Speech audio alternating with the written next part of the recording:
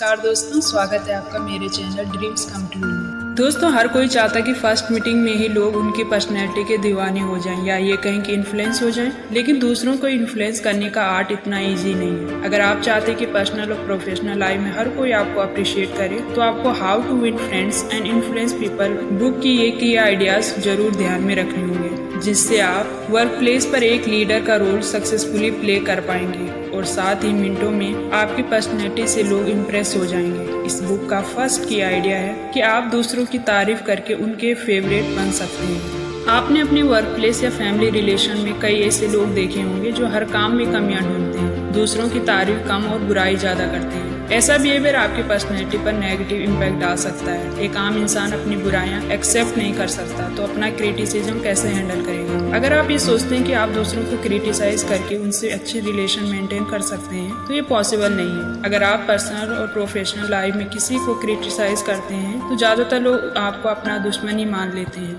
बात साफ है कि अपनी बुराई या अपना क्रिटिसिज्म सुनना कोई पसंद नहीं करता। इसका मतलब आप लोगों को उनकी गलतियां बताकर ना तो उन्हें इन्फ्लुएंस कर सकते हैं और ना ही उनसे अच्छे रिलेशन बना सकते हैं। तो फिर क्या करना चाहिए? Famous American investor Charles shop की थ्योरी इसमें आपकी हेल्प कर सकती है। चार्ल्स शॉप का मानना था कि हर कोई वैल्यूएबल और इम्पोर्टेंट फील करना चाहता है। ऐसे में उनकी तारीफ कीजिए, उनकी अच्छी क्वालिटी के बारे में बात कीजिए। तारीफ के दो मीठे बोल क्रिटिसिज्म के कंपैरिजन में आपको ज्यादा अच्छे रिजल्ट दे सकते हैं। चार्ल्स शॉप ने हमेशा दूसरों को बेहद कम क्रिटिसाइज किया और उनके अच्छे कामों की तारीफ ज्यादा की। वे इसे ही अपने सक्सेसफुल बिजनेस का इम्पोर्टेंट फैक्टर मानते हैं। दोस्तों, बात सिर्फ इतनी सी है कि अगर आप लोगों में कमियां देखेंगे, उनके नेगेटिव पॉइंट्स को ही बार बार हाईलाइट करेंगे, तो दोस्त बनना तो दूर, लोग आपसे बात करना भी पसंद नहीं करेंगे। अगर आपको खुद को एक लीडर और मेंटोर की तरह देखना है, तो पहली बात ध्यान रखें कि आपको अपने कोवर्कर्स या एम्प्लॉयज के पॉजिटिव पॉइंट्स को ही हाईलाइट करना है और उन्हें कम क्रिटिसाइज करने की कोशिश करनी है। अगर आप ऐसा करते हैं, तो डेफिनेटली लोग आपसे इन्फ्लुएंस भी होंगे और आपकी बातों को फॉलो भी करेंगे। How to impress anyone. जब कोई आपसे मिले तो उसे ये फील कराना इम्पोर्टेंट है कि आप उसमें इंटरेस्ट रखते हो या फिर वो आपके लिए बहुत स्पेशल है। हर किसी को स्पेशल फील करना पसंद है। अगर आप ऐसा करेंगे तो ये आपके लोगों के साथ स्ट्रॉन्ग रिलेशन मेंटेन करने में हेल्पफुल होगा, है ना इंटरेस्टिंग? इसीलिए इस बुक का सेकंड की पॉइंट है, दूसरों को इम्पोर्टेंट फील करवाने से स्ट्रॉन्ग होंगे रिलेशन। दोस्तों, जब हम लोगों के बारे में जानने में इंटरेस्ट लेते हैं और उन्हें स्पेशल फील करवाने की कोशिश करते हैं, तो उनके साथ हमारे रिलेशन बहुत ही स्ट्रॉन्ग होते हैं। अगर आप अपने आसपास या वर्क प्लेस पर दूसरों को स्पेशल फील करवाना चाहते हैं, तो इसके लिए आपको कुछ बातों पर जरूर ध्यान देना चाहिए। अगर आप किसी से फर्स्ट टाइम मिल रहे हैं, तो फेस पर स्माइल के साथ उनका वेलकम करें और उनसे मिलने में इंटरेस्ट दिखाएं। दूसरी बात, उनका नाम याद रखने की कोशिश करें और बातचीत के दौरान उन्हें उनके नाम या सरनेम के साथ एड्रेस करें। तीसरी इम्पोर्टेंट बात, आप उन्हें ऐसा फील करवाएं कि उनकी कंपनी आपको पसंद आ रही है और आप उसे एंजॉय कर रहे हैं। चौथी जरूरी बात, कई बार हम पहली मीटिंग में लोगों को खुद के बारे में ज्यादा बताने लगते हैं।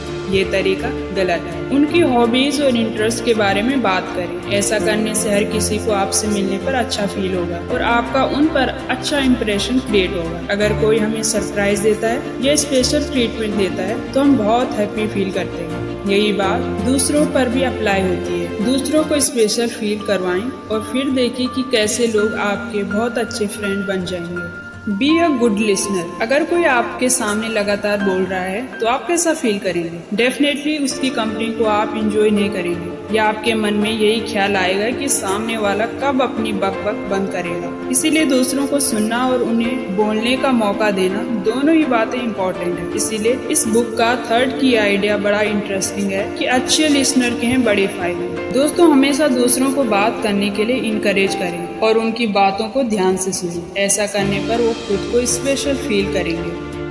Big no to argument. Personal और प्रोफेशनल लाइफ दोनों में ही कई बार हम खुद को कई तरह के आर्गुमेंट्स में उलझा हुआ पाते हैं। किसी भी आर्गुमेंट को जीतने का आपका क्या मेथड है? क्या आप अपने अपोनेंट को फैक्ट्स के जरिए सेटिस्फाई करने का ट्राई करते हैं, या फिर ये दिखाकर कि आपके लॉजिक्स और फिगर्स बिल्कुल सही हैं, या फिर उनकी थिंकिंग को लॉजिकली चेंज करके? इसको समझना है तो फोर्थ की आइडिया याद रखना होगा, जो कि है बहस करने में समय बर्बाद ना करें। दोस्तों, यदि आप इनमें से किसी भी तरीके से आर्गुमेंट्स जीतने की कोशिश करते हैं तो ये सच में एक अच्छा आइडिया नहीं है। हो सकता है कि इससे आप आर्गुमेंट जीत जाएं, लेकिन सामने वाला इंसान आपसे डिस्कनेक्ट हो जाएगा। यदि आपका अपोनेंट आपसे डिस्कनेक्ट या नाराज है तो वो कभी भी आपके किसी भी पॉइंट से एग्री नहीं होगा। जब हम किसी की बात से डिसएग्री होते हैं तो वो बात एक आर्गुमेंट में चेंज हो जाती है, तो कोई भी विनर नहीं होता। इस तरह की सिचुएशन से हमेशा बचने की कोशिश करनी चाहिए।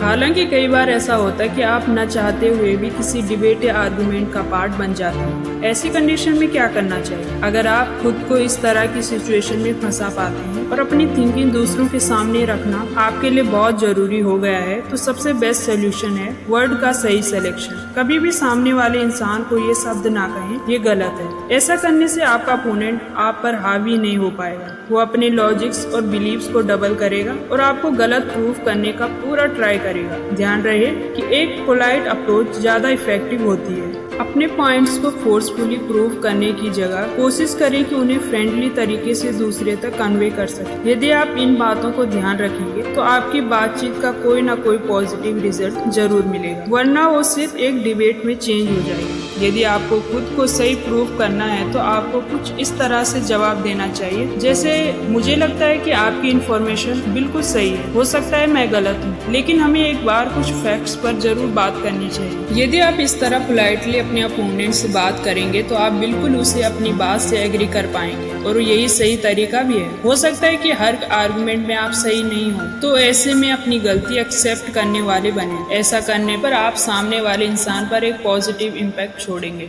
Art of persuasion. Friends, famous यूनानी फिलोसोफर सुकरात का नाम आप सभी ने सुना होगा। सुकरात परसुएशन यानी समझने और समझाने की कला को बहुत ही अच्छे से समझते थे। सुकरात ने सही तरीके से सही क्वेश्चन पूछकर लोगों को उन बातों पर भी यकीन दिलाया जिन्हें वे पहले मानने के लिए तैयार नहीं थे। आखिर उन्होंने ऐसा कैसे किया? इसका जवाब जानने से पहले आपको इस बुक के 5th की आइडिया पर गौर करना होगा, जो कि है दूसरों को अपनी हर बात पर एग्री करने का आर्ट सीखें। दोस्तों, सुकरात ने सबसे पहले ऐसे फैक्ट्स के साथ अपनी बातचीत शुरू की जिससे कोई भी इजीली एग्री हो सकता था।